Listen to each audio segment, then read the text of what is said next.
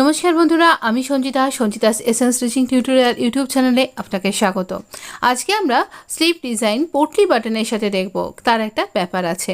দেখুন, আমরা যখন স্লিভ কাট করি সবসময়তে কুর্তি থেকে আমরা একদম জয়েন্টে 4 ফোল্ড ফ্যাব্রিক পাই না। তো আমার ক্ষেত্রেও ঠিক এরকমটা ঘটেছে। দেখুন, আমার এখানে আমি এরকম একটা দিক খোলা পেয়েছি। তো এই রকমভাবে আমাদের ফ্যাব্রিক কম থাকে, কখনো ডিজাইনের জন্য এরকমটা হয়ে যায়। তো আমরা এখানে 8 ইঞ্চি আর্মহোল, তার সাথে 3 ইঞ্চি লুজিং এবং এই ডিজাইনের জন্য 1 ইঞ্চি এক্সট্রা, তাই আমরা 12 ইঞ্চি এরকমভাবে নেব। তো হিসাবটা নিশ্চয়ই বুঝেছেন। মোট কথা, যতখানি আপনার ওয়েট লাগে তার থেকে 1 ইঞ্চি বেশি নিন। 3.5 ইঞ্চিতে আমরা এখানে ড্রপ নেবার পর 2 ইঞ্চি আমি কুর্তিতে লুজিং দিয়েছি, তাই স্লিভেও আমি এখানে 2 ইঞ্চি লুজিং দেবার পর আমরা এখানে এইভাবে স্লিভের যে রাউন্ডটা সেটা এরকমভাবে ড্র করে নেব। এবার দেখুন, আমরা এখানে বটমটা নিচ্ছি, এখানে লেন্থ নিচ্ছি 11 ইঞ্চি। যা লেন্থ আমার কাছে আছে এখানে এটুকুনি নিচ্ছি। এরপর এখান থেকে আমরা 1 ইঞ্চি এক্সট্রা আর আমাদের 7 ইঞ্চি স্লিভের বটম মানে 8 ইঞ্চি মতো নিয়ে এইভাবে স্লিভের এই কার্ভটা দাগ দিয়ে নিলাম। এবার আমরা দাগ বরাবর এখানে কাট করে নেব। এইরকমভাবে আমরা এখানে স্লিভটাকে কাট করছি। এইরকমভাবে এমনভাবে আমরা ডিজাইনটা তৈরি করব যাতে করে এটা বোঝাই যাবে না যে আমার এখানটা কাট করা ছিল। তাই জন্যই এরকম একটা ডিজাইনের আশ্রয় নেওয়া।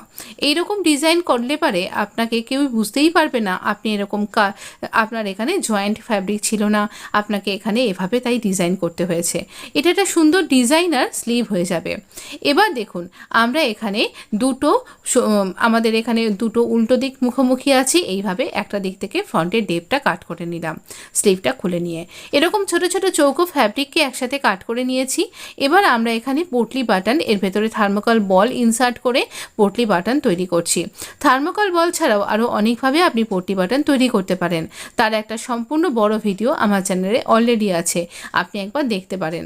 এছাড়া ইনস্ট্যান্টও কিন্তু পোটলি বাটন তৈরি করে নেওয়া যায়। তো আমরা এখানে পোটলি বাটন তৈরি করে নিলাম একদম সাধারণভাবে। এইরকম অনেকগুলো পোটলি বাটন লাগবে। এবারে হচ্ছে ডিজাইনটার পালা। আমরা এখানে যেটা ফ্রন্টের পার্ট, যেটা আমাদের সেই ফ্রন্টের পার্টটা নেব। সেই ফ্রন্টের পার্টে দুটো পার্টকে নিয়ে আমি একদিকে এরকম 1 ইঞ্চি ইচ গ্যাপ করে আমি এখানে 10টা মার্ক করলাম। মার্ক করে নেবার পরে এইখানে দেখুন, আমরা এখানে ট্রেস করে নেব অন্য আরেকটা ফ্রন্ট পার্ট, স্লিভের ফ্রন্ট পার্টটা। খেয়াল রাখতে হবে দুটোই কিন্তু ফ্রন্ট পার্ট। তারপর এখানে দাগটা একটু ডার্ক করে নেব।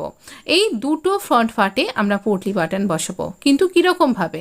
একটা দিকে এইরকমভাবে বসাবো, এই দিকে পোটলির মুখ থাকবে, আর আরেকটা দিকে এই ঠিক অপোজিট মুখ করে থাকবে। দেখুন, ভালো করে দেখে নিন, কিন্তু আমি যে কোনো একটাই বসিয়ে দেখিয়ে দেব। আর সোজা দিকেই কিন্তু এটা বসাতে হবে। সোজা দিকে পোটলির মুখটা এরকম ভেতর দিকে রেখে আমরা এই প্রথম দিকেরটাতে বসাচ্ছি, কারণ আমরা যাতে যখন স্লিভটা পরবো যাতে পোটলি বাটনটা এইভাবে বেরিয়ে আসে। এই স্লিভটা তৈরি করতে গেলে এটাই হচ্ছে মেন পার্ট। আপনার যদি এইরকম ডাবল ফুট বা নর্মাল ফুটে, মেশিনের ফুটে এরকম যদি অসুবিধা হয়, আপনি সিঙ্গেল ফুট ব্যবহার করতে পারেন। কি করে সিঙ্গেল ফুট চেঞ্জ করতে হয় তার ভিডিও কিন্তু আমার চ্যানেলে আছে, অবশ্যই একবার দেখে নেবেন। তো এই রকমভাবে আমরা কিন্তু এই সুন্দরভাবে পোটলি বাটনগুলো দাগ বরাবর কিন্তু বসিয়ে নেব। পোটলি বাটন বসানোর সময় অবশ্যই সাবধানতা অবলম্বন করবেন যেন আপনার আঙুলে চোট না লাগে, কারণ এই সময়টাতে এখানটা উঁচু নিচু হয়ে যায়, মেশিন একটু অসমানভাবে চলে। এবার আবারও একবার আমরা এই পোটলি বাটনের সেলাইয়ের ওপর দিয়ে সেলাই করব, কারণ এই উঁচু নিচু হবার জন্য এখানে সেলাইটা অনেক জায়গায় কুঁচকে গেছে। তার জন্য আমাদের কি হয়েছে, এটা টান টান করতে গিয়ে সেলাই ছিঁড়ে গেছে, তাই এভাবে সেলাই করে নেওয়া। এবার আমরা এই পোটলি বাটনের যে এক্সট্রা পার্ট সেগুলোকে কাট করে বাদ দিয়ে দেব। সমস্ত এক্সট্রা পার্টকে আমাদের কাট করে বাদ দেওয়া হয়ে গেছে। এবার আমরা একটা এক্সট্রা স্ট্রিপ নিয়েছি, এটা কিন্তু সোজা স্ট্রিপ। এই স্ট্রিপটার একটা দিককে ফোল্ড করে দিলাম, মোটামুটি 2 ইঞ্চি মতন স্ট্রিপ নিয়েছি।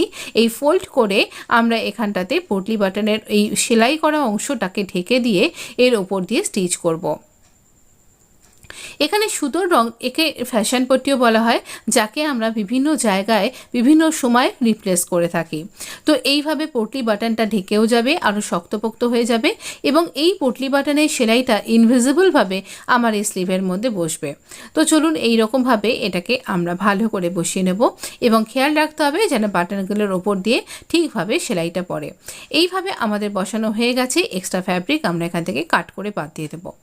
এবার এটাকে টার্ন করে ভেতর দিকে ঢুকিয়ে নেব, তাহলে পটলি বাটনগুলো আমাদের সামনের দিকে বেরিয়ে আসবে।